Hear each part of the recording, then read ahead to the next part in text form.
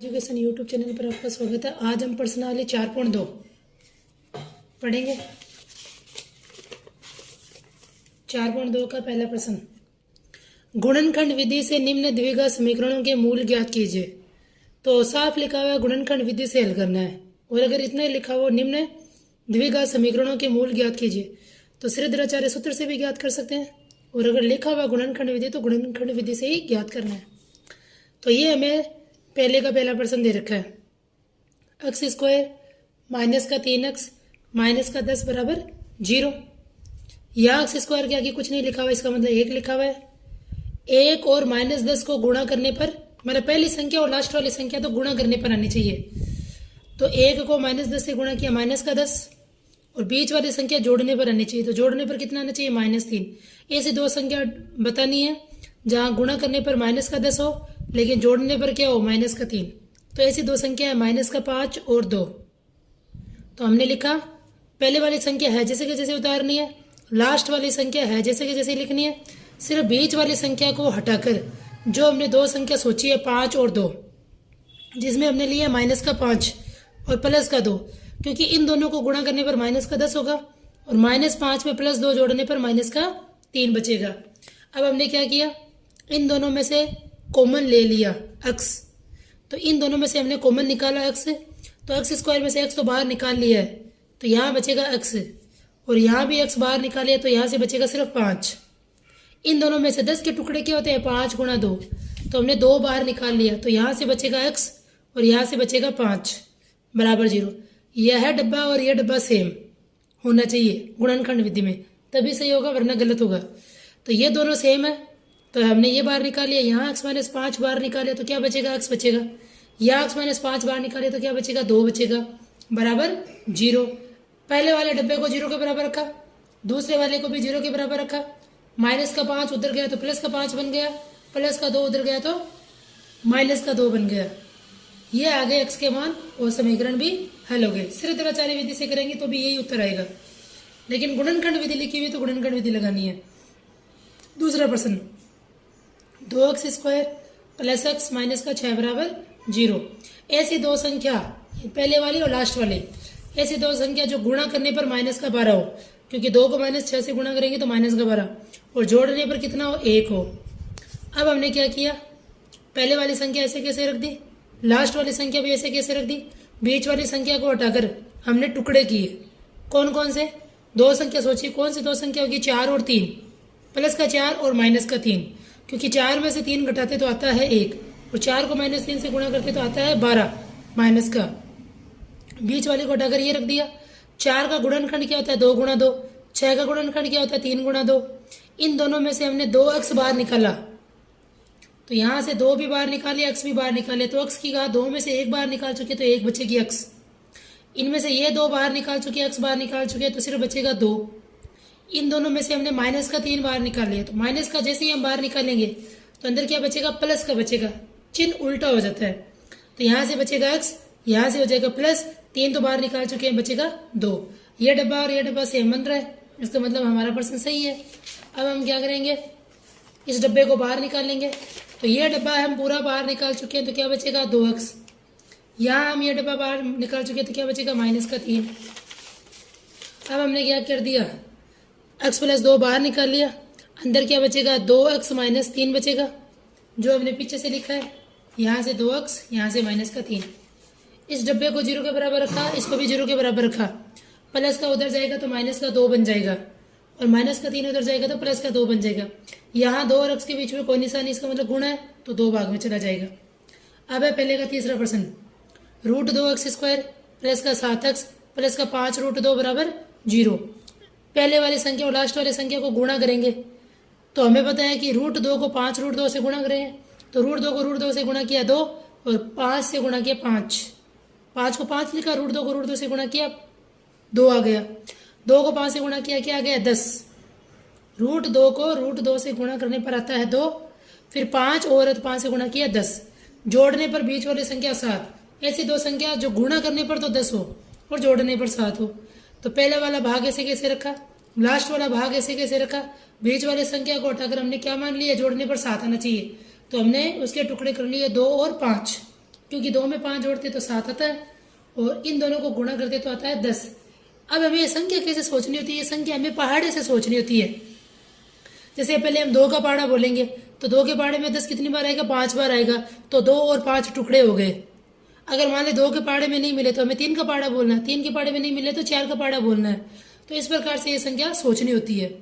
अब 2 को, जैसे मैंने पीछे अभी बताया था कि √2 को √2 से गुणा करने पर 2 आता है, अभी बताया था। वैसे 2 को हम वापस क्या लिख सकते हैं? √2 गुणा √2 लिख सकते हैं। तो 2 को उठाकर हमने √2 गुणा √2 लिख दिया। आगे ये दोनों ऐसे कैसे उतार दिए। अब इसमें √2x बाहर निकल रहा है तो √2x बाहर निकाले तो x स्क्वायर में से क्या बचेगा? x बचेगा। इसमें से ये √2 बाहर निकाल लिया तो √2 बचेगा और x तो हम बाहर निकाल चुके हैं। इन दोनों में से हमने 5 बाहर निकाल लिया, x प्लस √2 आ गया बराबर 0। ये डब्बा और ये डब्बा सेम है तो हमने बाहर निकाला, यह बाहर निकाला तो अंदर क्या बचेगा? √2x।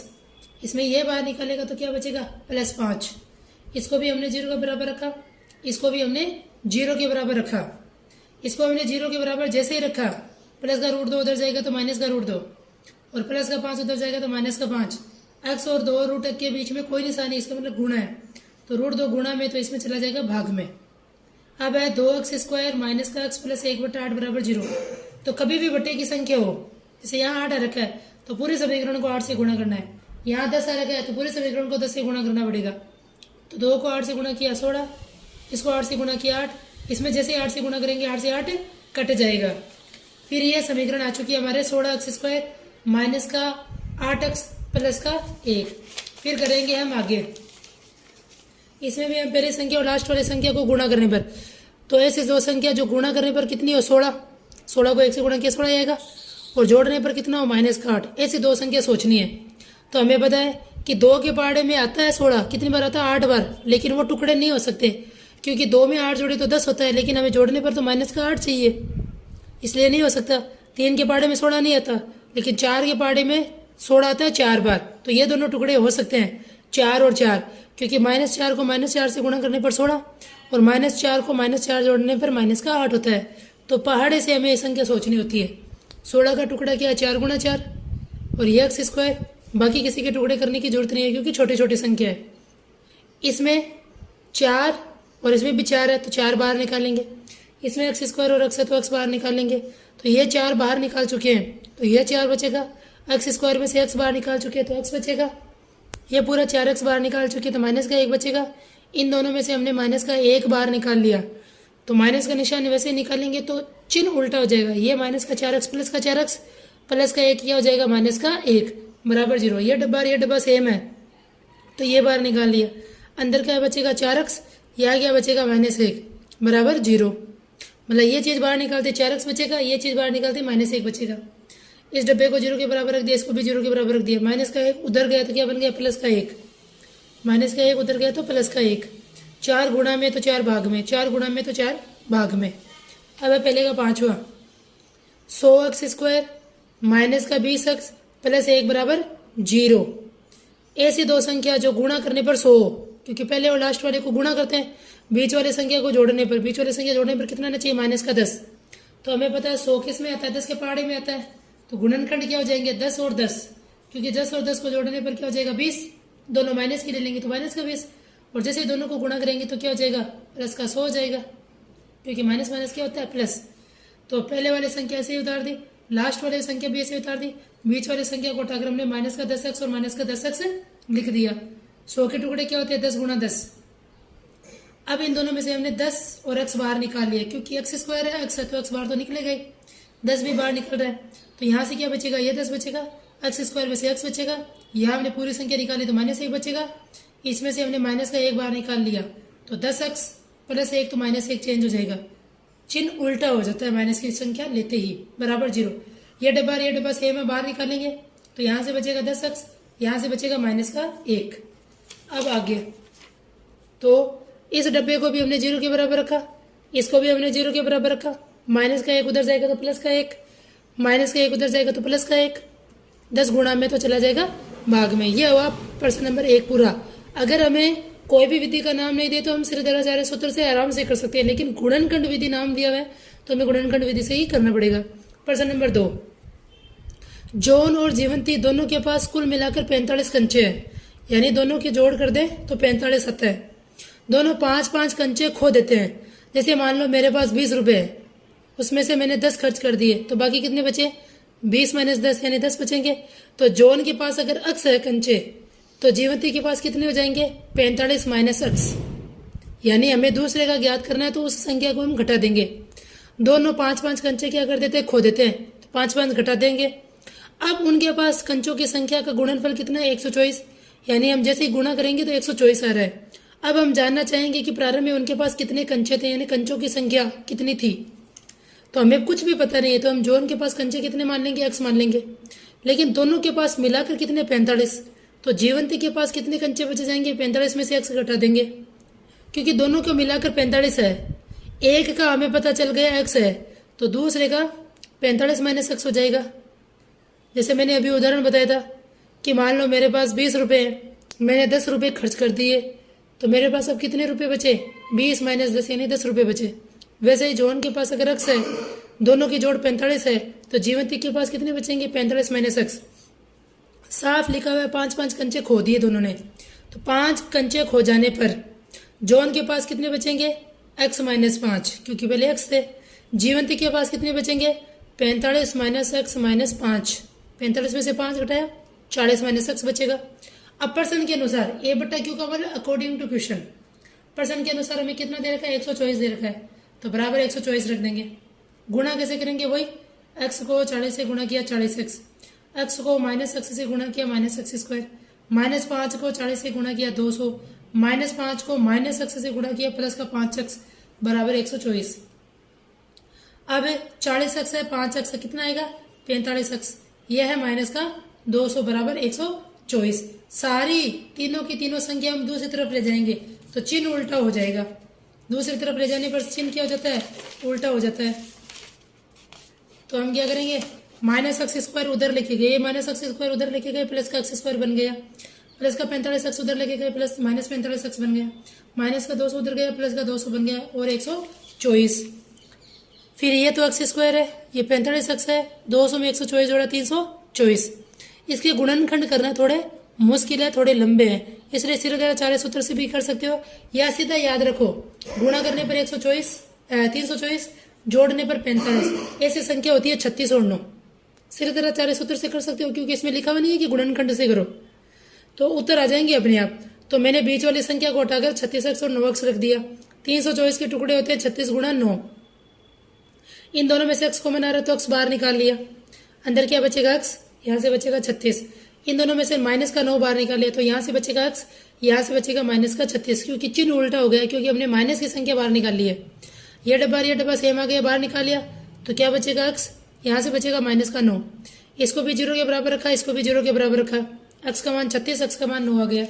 अब है प्रश्न नंबर दूसरे का दूसरा प्रश्न है, जो 4.2 उसका दूसरा प्रश्न का दूसरा भाग। एक कुटीर उद्योग एक दिन में कुछ खिलौने निर्मित करता है। अब कितने खिलौने निर्मित करता है वो हमें पता नहीं है, कुछ खिलौने निर्मित करता है, तो खिलौने की संख्या क्या मान लेंगे? हम एक्स मान लेंगे। प्रत्येक खिलौने का मूल्य 55 में से एक दिन में निर्मित खिलौनों की संख्या को घटाने से प्राप्त संख्या के बराबर है। यानी एक खिलौने के कितने रुपए लगे हैं? वो 55 में से एक दिन में निर्मित खिलौनों की संख्या को घटाने से आएगा। तो एक दिन में निर्मित खिलौनों की संख्या जैसे हमने एक्स मान ली, क्योंकि हमें पता ही नहीं कितने खिलौने बन रहे हैं, तो प्रत्येक खिलौने का मूल्य क्या आएगा?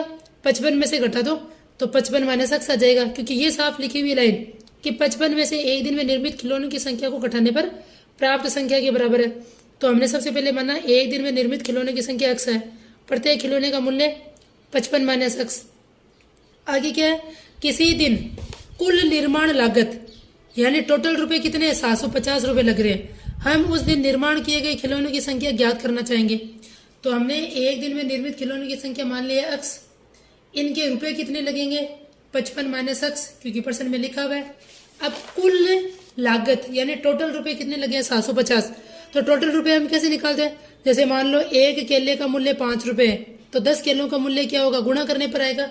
वैसे ही इसमें एक दिन में निर्मित खिलौनों की संख्या कितनी है? एक्स है, और प्रत्येक खिलौने का मूल्य कितना है? 55 माइनस एक्स है। तो एक खिलौनों का जो पैसा है वो टोटल खिलौनों से गुणा कर देंगे तो टोटल खिलौनों की कीमत आ जाएगी। गुणा कर दिया, x को 55 से गुणा किया 55x, x को -x से गुणा किया -x²। दोनों संख्याओं को दूसरी तरफ लेके गए, +x² बन गया, 55x हो गया। इसका भी श्रीधराचार्य सूत्र से कर सकते हैं, इसके भी टुकड़े थोड़े बड़े हैं। जैसे मैंने तो गुणनखंड विधि से की है। गुणा करने पर 750, जोड़ने पर 55, संख्या होती है 30 और 25। गुणनखंड विधि से करो चाहे श्रीधराचार्य सूत्र से करो, दोनों से कर सकते हो।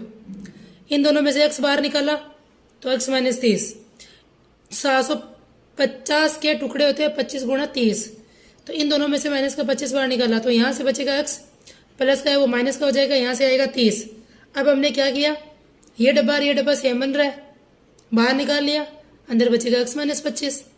इसको 0 के बराबर रखा, इसको भी 0 के बराबर रखा, माइनस का 30 उधर जाएगा तो प्लस का 30, और x - 25 को 0 के बराबर रखा तो x बराबर 25। यानी एक दिन में कितने खिलौने निर्मित करता है, या तो 30 खिलौने निर्मित करता है या 25 खिलौने निर्मित करता है। तो प्रश्न को हमेशा ध्यान से पढ़ना है, ध्यान से पढ़कर फिर समीकरण बनानी है हमें। बाकी की कल हम नई प्रश्नावली शुरू करेंगे, तो वीडियो को सब्सक्राइब जरूर करें। धन्यवाद।